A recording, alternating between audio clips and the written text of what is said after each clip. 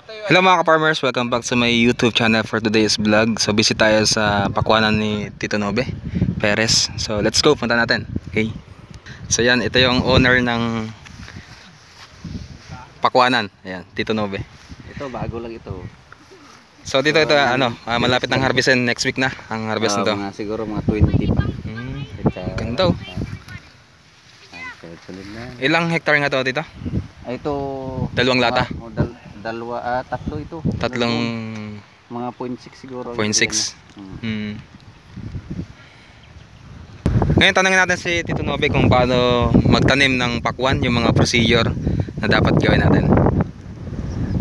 Simula tayo sa yung mula pagkaani ng palay. Pagkaani ng palay dito cutting na siya. Ngayon di nalikob ng palay. So land prep talaga siya. Pinarotor ko lang yung tatamnan lamang. Yung tamnan lang ito. Rotor, bakas lang ng isang rotor yan. Tapos ngayon yung bakas ng rotor, iaraduhin doon ang gitna, gagawa tayo ng kanal. Ito na po yan. Yung sa may yung kanal. Itong kanal So wala pang damo, malinis yan. Kanal talaga yan. Ganon din, may pagitan lang siya mga 3 meters. Ang pagitan niya. Tapos ang tatamnan natin, yung dito na sa gilid, ito yung puno. Ayan, sa gilid. Ayan puno niya. Yan, ang gap naman niya ay 1 meter. 1 meter ang gap. So, depende na sa... Tapos dito, sa isang ganyan, ilang buto? Tatlong buto. Lahat naman nasibol? Lahat nasibol. Depende rin sa sa binhi siguro. Ang iba may dalawa, may isa lang. Sa binhi na siguro yun. Sila'y sibol lahat. Mas marami. Next na step. Then, matatanim na tayo sa gilid nitong kanal. Pagka tanim natin, siya, ibig sabihin, magbabasal muna tayo. Basal. Tayo ng abono. Pataba sa pakwan. Pataba sa pakwan. Habang siya ilagyan na ng abono ng gilid. Tapos dito ang buto sa gitna. Nang paikot niya abono para pag sibol niya ay unti-unti tunaw na si abono, unti-unti niya makakain yung paghabag ng unti-unti na siyang malago siya pag Tapos yung paglalagay ng abono hindi masyadong dikit dun sa hindi masyado, may distansya lang distansya. Ito ngayon itong nilagyan ng abono, ayan. Okay. Abono yan ito ang puno. May gap siya malayo. Pag abot ang ugat na lang niya kusang makarating doon. Saka siya ang buladas niya. Tapos kapag dito naitanim siya na butel, didiligan or pasibol muna. Pasibol na parang siya ay uhaw na. So, doon ka na mag-umpisa magdilig. Pag malaki na siya na patubig na. Pwede mo na siya patubigan. Patubigan na. Para ang buladas na i-diretso na. Paglaki. Ngayon kung pagdating natin na halimbawa nag-umpisa na siya ng bunga at yun ay pagmalaki na siya. Pahinugi na. Dilig-dilig na lang. Dilig-dilig na siya. Kasi yung bago pa lang pwede mo pa sanawan niya na mabasa yung palang. Dahil pag ganitong malalaki na bawal na siyang sanawan. Yan mga ka-farmers, meron tayong natutunan. So ano pa yung mga gusto natin itanong?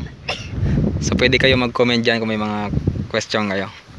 Regarding naman dito sa pag-i-spray, ano na ba yung ang pag-i-spray nito may pang insekto ka at saka pang punggos. Ang spray nito tuwing makalwahan. Tuloy-tuloy yan. Makalwahan every 3 days. Every 3 days. Para kung may dumating man siya na insekto, panibago din patay ka. Nag-spray ka ngayon, patay siya. Ngayon may panibagong darating sa the other day, madadali mo na naman sa pag-spray mo. Yun lang ang rotation niya. Every 3 days may yan sa pakwan mga farmers, ilang months po dito? Bago harvestin? Bago siya, mula sa pagkatanim, 75 days. 75 days. 2.5 months. Mabilis lang Kaya mabilis mapagkakitaan ng So depende sa sa binhi. Kasi mayroon pang binhi na 65 days. Ito 75 days. 75 days. Dalawang klase pala yan. Ito marami. Maraming klase. May sugar bowl. So ano pong to? Anong ang variety na ito ay sugar baby. So, sugar baby. Sugar baby. Lumalaki talaga yan ng ano no. Depende rin kung talagang malaki. Alagaan mo ng pagputol ng kanyang talbos, pagbawas ng kanyang mga sanga para mag-focus doon sa isang... Tito, pwede bang malaman yung talbos na yun? Makikita ba dito? Yung talbos? Ito, talbos. Yun, talbos. Puputulan? Ito, talbos. Pag kinakapon siya, ito ang kinukuha. Kinakapon pa pala yan. Kinukuha yan. Ito. Para hanggang dyan na lang siya. Magsanga man siya, pag halimbawa magsanga siya dito, tinatanggal. Ito mga ganito, tinatanggal. Yan, ginagupit. Para siya mag-focus dito sa itong sa bunga na niya. Sa bunga na niya. Ito, putol, wala na ito. Anong difference dito kapag ano? Kapag hindi siya pinuputol? Maliliit ang bunga. Maliit ang bunga. Pag pinuputol siya, putol yung mga sangang ganito, ang bunga niya, talagang lalaki siya hanggang sa pwede mo palakihin siya ng 10 kilo. Isa. Ito hindi namin naalagaan dahil nga sa nabisi kami sa sibuyas. Sige ba. Yan mga farmers, pagdating sa ano pa yan? Flowering stage. Ngayon, ano pong andun? Ang pag mag-flowering stage na, magagamit ka na ng foliar fertilizer para sa kanyang pagbuo at pagpatibay ng kanyang buko na hindi siya malalaglag. Ngayon, pag naka-spray ka na noon, matibay na siya. Pagdating naman ng siya ay mag-fruit seat na at nag-fruit seating, naglaki na siya, i-apply ka uli para naman sa paglaki ng kanyang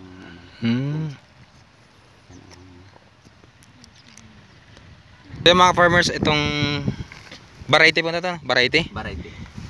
Maganda kasi ano, sa isang puno, minsan ilan po? 3? 3. Oh. 3 ang bunga. Magkalinya siya. Ang daming bunga. Hindi mo siya makita, no? Dahil natabunan ng mga dahon. So yung mga farmers, oh. So isang linya yan dyan, papunta dyan. Puro pakwan yan. Harvestin na ito next week. Ito, malaki. Doon sa baba, doon, halos malalaki doon. Halos tabi-tabi ang ano. Yan, papunta. So tamang-tama dito to sa ano, ngayong December. Pang December, pang Pasko. Sa market talagang ano, biling-bili to. Ito yung daanan na ano. Dito ang kanal. Isang diretso po yan ano. Oh, nakakatuwa. Ayaw saya. Kita mong malaki. Yan o. Oh, nakatago siya no. Tago yan o, kalinya. Ganda. Kabilaan yan. Kabilaan. Kung titignan mo parang walang bunga eh. Walang bunga. Pero pag gumala ka sa gitna. Pag gumala ka. Kaya pag mag-ani, akala mo wala. Yan, luwang nito. Sasakyan. Pero magtaka ka pag ani, bakit per load na? So dito itong tatlong lata ito, mga isang 10-wheeler to? Parang wala naman. Wala. Ay mga siguro palagay ko kung kalahati, ewan ko kalahating 10-wheeler. Ng forward lang. Forward. Ganda. Okay. Hindi siya masyado nakaano, hindi kami nakadilig. Dapat lalaki pa ito. Ayun na, nandito na sa kanal. Ayo. Lilipat lang ito. Ayan sila. Para magtubig ay magdilig. Lumulong na kasi yan. Bali dito sa pagdidilig nito, ligadera na lang. Ano Akutan nyo? Salok-salok na. Salok-salok. Ano. Itasan ng gulong.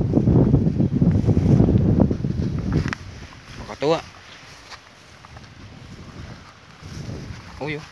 Ganda oh. Laki. Dito mas malaki, ganun, halos ganyan dito sa baba. Dito po sa baba. Mas malaki.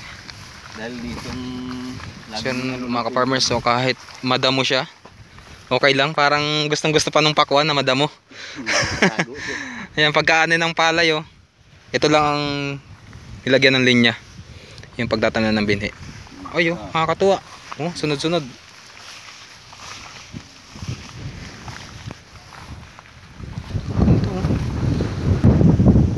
Kakatuwa. Oh, tatlo-tatlo eh. oh, kailan lang ito. Maliit pa ito nakaraan lang. Yun. Mga ilang kilo na kaya dito? Mga 4 ito. 4 na kilo? Testing mo buhat. Wow, mabigat nga. Mga 4 yan. Papa, may malaki dun. Nagulong-gulong ang mga pakwan. May buko pa ulit. Ito ko yung laki. Mga 5 kilo to, paano? 5 kilo. Yeah, meron yan. Yung nalaki talaga na. Malaki dito. Pwede tamnan. Sako mo pa rin to, tita? Oo. Ito? Itong... Hanggang doon yan. Ay, hanggang doon yun sa'yo. Ito tatamnan ng sibuyas. Ah, ito ang tatam ng sibuyas. Pero iwasan ko na itong buhangin. Yun lang lupa at buhangin yun lang tatamnan. Maluwang pala po talaga to, no? Hanggang doon pala yan? Hanggang doon yung pilapil na yun. Pilapil na yan? 2.4 ito eh. 2.4 hektar. So ito yung pakwanan. Ito, ang plano niya dito sibuyas. Tatamnan lahat ng sibuyas. Yung pagkaano nitong ano na to. May punla na agad ng sibuyas. 4-5. Ayun, kasunod na yan dyan. Ayo, sunod-sunod. So hanggang doon. Nasa kanal oh. Yan pag walang spray oh. Kinakain ng Pag walang uod. spray. Ngayon nakatubli yan dyan. Kumakain siya. Ayan oh, ganyan ang itsura, papangit ang pakwan. Ganun ang mangyari, puti. Nakain yung balat ng mismong ano. So yan lahat yon. Hey mga farmers, thank you for watching and don't forget to like, comment, and subscribe. God bless, Asmer.